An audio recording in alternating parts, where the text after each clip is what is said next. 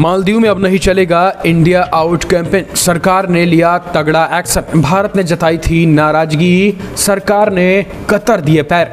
दरअसल मालदीव की संसद ने 27 जून को इंडिया आउट कैंपेन सहित मालदीव के राजनयिक हितों को नुकसान पहुंचाने वाले कृत्यों को अपराध घोषित करने के लिए कानून में संशोधन को मंजूरी दे दी गई है।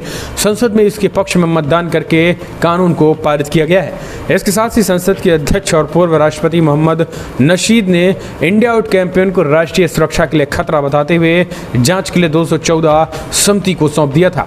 दोस्तों आपको बता दें, मालदीव में पिछले काफ़ी लंबे समय से एक चीन समर्थित पार्टी और आतंकवाद समर्थित पार्टी जो इंडिया आउट कैंपेन चलाती, यानी भारतीयों का और भारतीय सामानों का पूरी तरीके से बहिष्कार करने की बात कर रहे थे। लेकिन आपको बता दें, वहाँ के जो मालदीव के राष्ट्रपति हैं इब्राहिम मोहम्मद सोलवी ने हाल ही में एक आदेश जारी करते हुए एजेंसियों को इंडिया आउट कैंपेन को तत्काल रोकने का निर्देश दिया था और इसके साथ ही उन्होंने इंडिया आउट कैंपेन को राष्ट्रीय सुरक्षा के लिए खतरा बताया था, क्योंकि अब इनको समझ में आ गया है कि इंडिया आउट कैंपेन जो है वो चल रहा है वो कहीं ना कहीं इन पर ही भारी पड़ेगा और भारत से जितने बड़े पैमाने पे चीज़ें ली जा रही हैं आने वाले समय में वो जो है वो कहीं ना कहीं तरीके से मुश्किल में पड़ जाएंगे अगर इसी तरीके से इंडिया आउट कैंपेन चलाते रहे तो। दरअसल दिसंबर 2022 के शुरुआत से ही मालदीव में यामीन की progressive party of Maldives India out campaign चला रही है।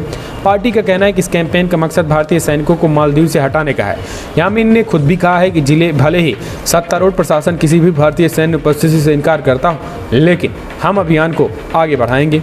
2013 और 18 के दौरान यामीन मालदीव के राष्ट्रपति थे।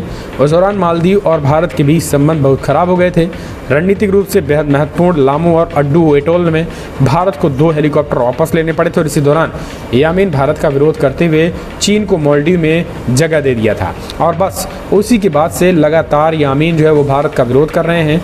भारत की सामानों और भारत के सैन्य उपस्थितियों को लगातार बायकॉट कर रहे हैं। उनका कहना है कि तत्काल इसको हटाया जाना चाहिए, लेकिन सत्ता बदली, सत्ता के साथ साथ अब वहाँ सरकार की ज़रूरतें बदली और भारत से ज़रूरतें ज़्यादा पड़ने लगी।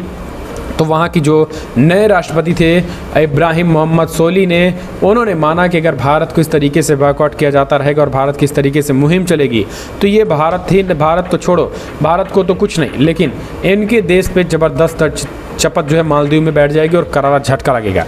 और यही कारण है कि मालदीव में अब नहीं चलेगा इंडिया आउट कैंपेन।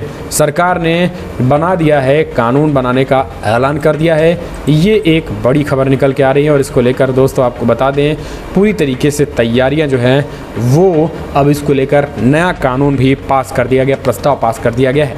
यानी भारत विरोध जो है अब कोई भी देश भी स्वीकार नहीं करेंगे। तो ये है भारत की ताकत और ये है भारत की कूटनीति की ताकत, ये है प्रधानमंत्री मोदी के कूटनीति की ताकत। तो दोस्तों एक वीडियो को लाइक कीजिए, ज़्यादा से ज़्यादा शेयर करिए, चैनल को सब्सक्राइब करें।